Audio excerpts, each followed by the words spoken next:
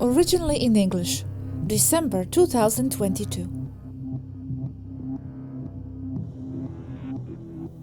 Alright, the dry medpods, besides the normal robot arm surgeon features it also works by mapping the body and superimposing on or over the damaged part a gravity field generated or printed corrected tissue.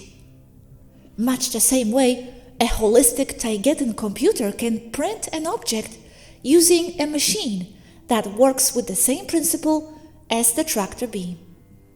It's basically a 3D printer that can generate any substance or kind of matter with all its variants and complexities.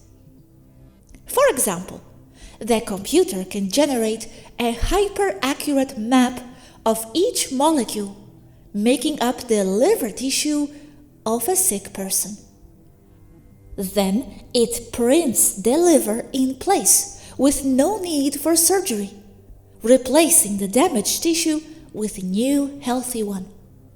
That is the base for the dry medpods. I can expand in any direction, but I'm going to describe the wet ones now. You must know that just about everyone here prefers wet pods for healing over the dry ones. The problem with dry pods is that they are, or can be, quite invasive, as the insertion of the replacement tissue is not perfect, causing some degree of side effects to the patient.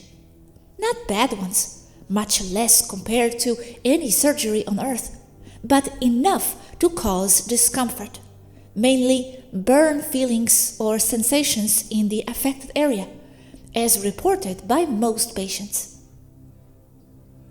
The reason is the same one why we cannot replicate food. It has toxic results. Same for those cells. But they do catch okay sometimes, so it's a pickle. That's why wet pods are the best.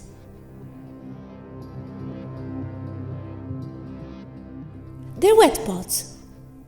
Wet pods work slower than dry pods. They take their time.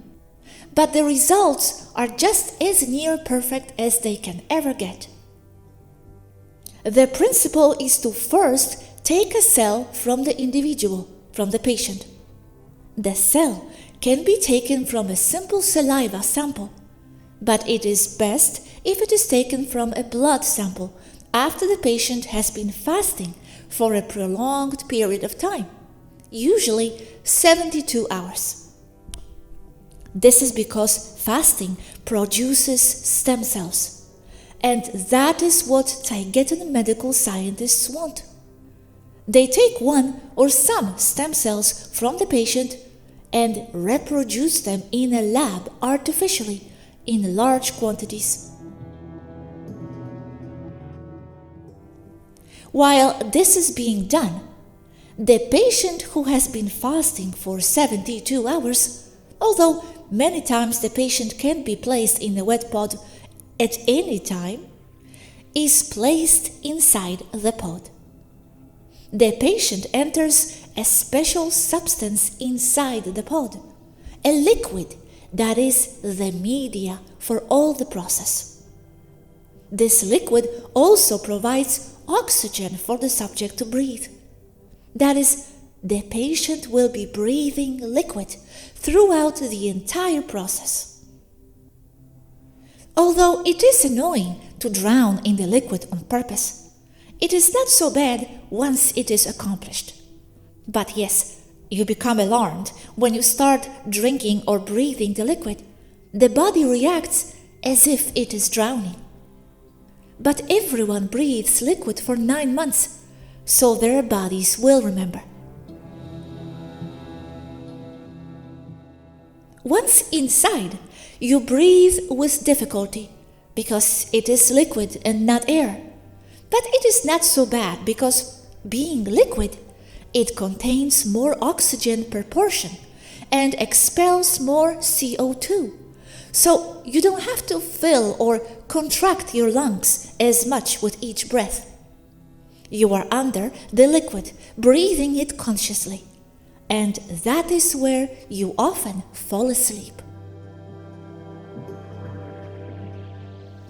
This entering process can be traumatic for some people if they go in consciously, but many are put under, meaning unconscious, before they are placed in the pod. The people who go in consciously must literally drown in that liquid, taking it into their lungs until they breathe the liquid and not air. That is the difficult part. They must go in there naked as well, obviously. Once inside the pod, they will be suspended in the center of the liquid part without touching the container jar, using a controlled gravity field. It's not like in science fiction movies where you are in there full of tubes all over the place. The liquid and the frequencies take care of everything. Then, using brain-altering frequencies, the subject will be placed asleep, basically in suspended animation. In there, the liquid will provide oxygen and will also pass through a series of filters that will take away all the unnecessary particles the body of the patient may produce. Using the same blood sample, the computer maps the subject's DNA and produces a 3D hyper-accurate computer model of the subject. This computer model is so accurate, it comes down to DNA mapping level precision. Then, a series of lenses inside the pod will start to superimpose onto the subject's body a super high resolution, high energy hologram of the computer model body it previously generated by mapping the patient's DNA. Next, the other part of the pod will start injecting artificially grown mother cells into the special liquid the subject is in. Mother cells pertaining to the subject. The gravity field inside the pod creates a zero interference media for the cells to move in, and the pod itself is also protected against exterior electromagnetic or gravity interference. The cells have the strong tendency to clump or to unite along the lines or the areas where there is a high energy field, and also take on the shape of such a field. This also following the principle of dominant frequency. Each mother cell will clump and take the attributes of the hologram's cells. The real mother cell will transform itself into what the hologram dictates it to be, according to the place or area it finds itself in. So, any mother cell can and will become any other kind of cell in the patient's body. A liver cell, a brain cell, a kidney cell, and so on. The liquid is slowly recirculated, eliminating the residue as the process advances.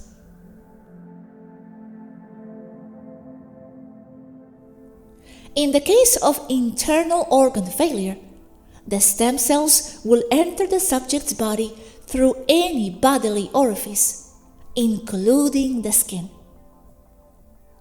And as the body itself has a tendency to repair whatever is not complying with its original blueprint, And as it is in an ideal media, basically the same media as a baby being formed inside its mother's womb, it welcomes those mother cells.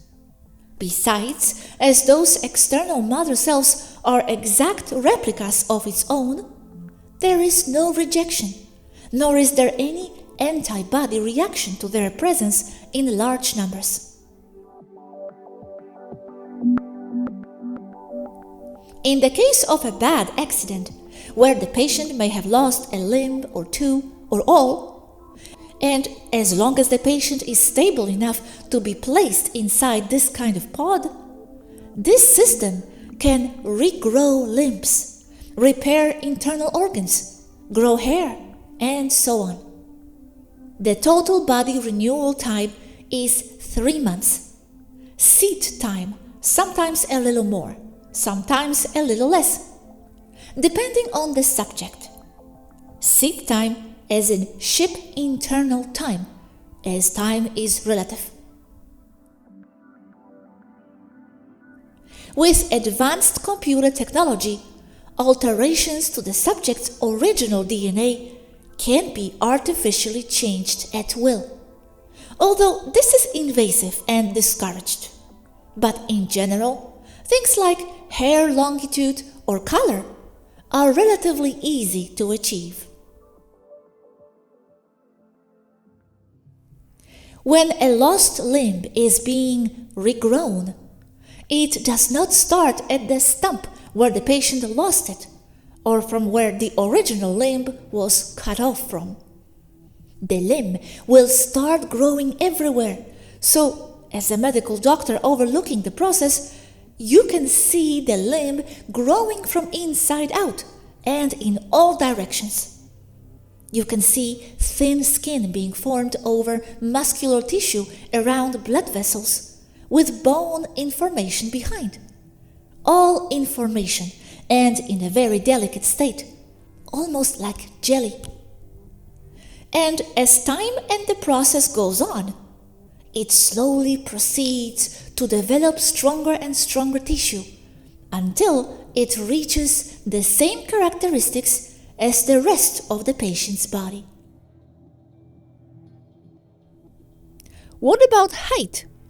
If someone thinks they could design themselves as they would like, more or less, be very tall to begin with, for example, could they? In theory, it can be done, and not so in theory. But strong adverse psychological side effects can and do take place. And if not done properly, health side effects can take place as well. There is always danger when you fiddle with nature, especially with something as complicated as DNA is. To finish, when the process is completed, the subject is awakened and removed from the container jar in the pod. The subject has to expel the special liquid from its lungs and body, stomach, and intestines as well, in an uncomfortable process of coughing and vomiting. This is a normal part of the process. Then the subject must adapt to its new or repaired body, and this may take from a few hours to days to weeks or months. And that's all.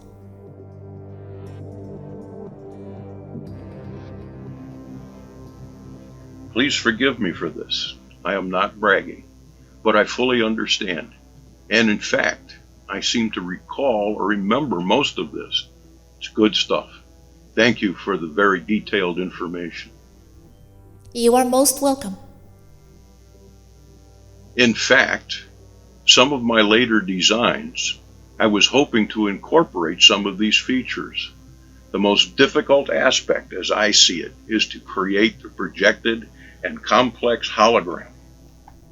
I understand that you can find on Earth commercial hologram lenses and computer technology complex and accurate enough to, at least, comply with the basic necessary principles or functions of this kind of medpod. Yes, this may be true, but it is not commonplace equipment. nor is it that sophisticated to my knowledge. Cost is a major factor as well. Still room to grow, I think. I had intended to try and use high-quality projection accompanied by the correct resonance or modulation of the projection onto the affected organ and or body part. Not as effective, but may be possible beginning. This for later models, beyond the original prototype. Would this be effective to some degree? Would be to some degree, using only frequency. I mean, this is already known since the time of ancient Egypt. They used to heal using frequency sound chambers. There was a major medical installation of this kind in Memphis back in the day. It is a start from where you can go perfecting each component as you go along. And you can go a long way. Cool. Perhaps the resonant chambers of the Great Pyramids, etc. They used to look like large bowls. Humanity has been exposed to some degree to the drive med beds from the movies Elysium and Passengers, and the wet form med bed in Star Wars. Like this, with a person in the center. And according to the problem, they were placed inside one or another kind of bowl according to the frequency each one could generate. Great. I can adjust many frequencies my medbed design all at once or singly as needed. A tripod, among its many features, also uses this principle you are trying to apply in your prototype. There is another concern, but that depends on your sound emitter, and I know you use the best available there. It looks like the body reacts much better when the sound is organic, like when it comes from a bowl or from a musical instrument, and not as well when it's coming from a simple loudspeaker. Depends on the speaker, I know. Yes, in humbleness, probably the most accurate emitters other than a plasma-based driver. That alone takes you a very long way with this. Thank you.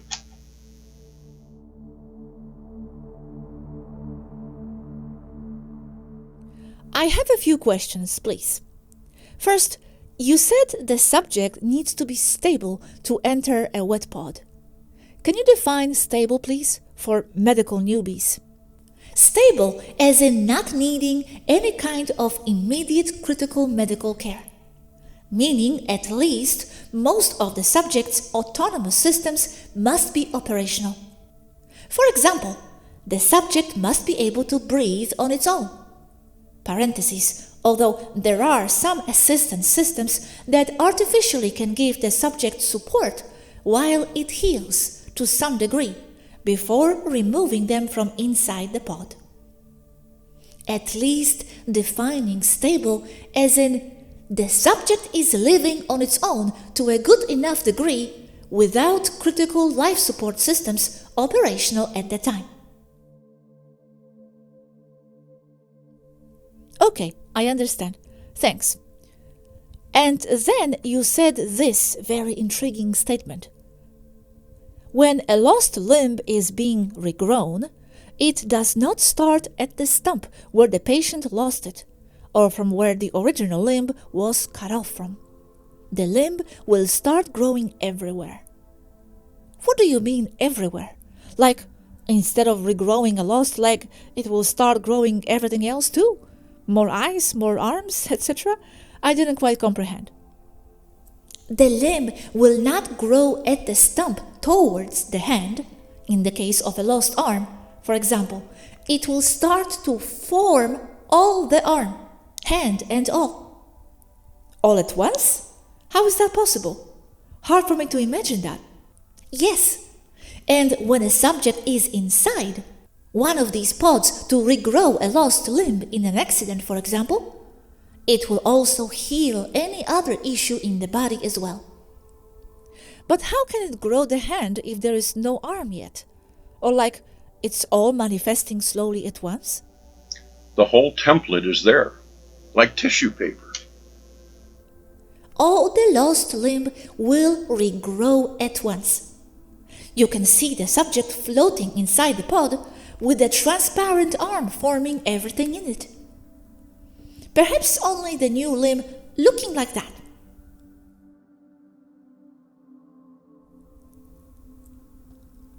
But I must state that this exact kind of medical pod can create an exact clone of any subject, only using its stem cell samples and the computer-generated high-energy hologram. So you can recreate all you. That includes personality as well, right? But not soul or spirit. Personality too? I would say that it's linked more to the soul, no? Some is DNA specific, DNA memory. Yes, you are right. Some is. My beagle behaves like she does because of her beagle DNA, partly, or mostly even. Her thought pattern forms her DNA. That also causes her to react as she does. Thought and consciousness always come first. Yes, right. Okay, Yazhi, the last question for now, and this is around a NECA condition. Can you explain again for the topic, what conditions does the medpod address and heal, and which it cannot? It heals anything and everything physical. The problem is that all medical problems, and I mean all of them, spawn from ideas. So metabolic problems such as those in a NECA cannot be solved in a permanent long-term way. Because as the subject has not stopped its ill-causing thought pattern, the body quickly remembers its previous sick state and manifests itself back there ever more and more rapidly. And Aneka never even gave the medpod a chance, as she never went into it. Okay, how often do you use medpods on board? And also, every how many years do people in Taygeta use it for rejuvenation? Every 100 years or how many? They are rarely used, but Toleka has dozens of them at hand in its vast medical installations. Her medical sickbay decks are especially large and are even 3 decks high. Rarely used anyhow. They can and are used for rejuvenation cosmetic purposes. Some people even abuse them as they are the ultimate plastic surgery platforms. How often? Depends on people. Can't make an accurate estimate. You would think Toleka crew uses them more often, especially being exposed to us here on Earth. I actually mean those in Taygeta. But yes, on Toleka too, although those are very young already. That's right, although they keep the pods for extreme injuries. People here like to heal themselves with thought alone. And Toleka has an especially young crew, yes. Oldest is 55, but she is not always here.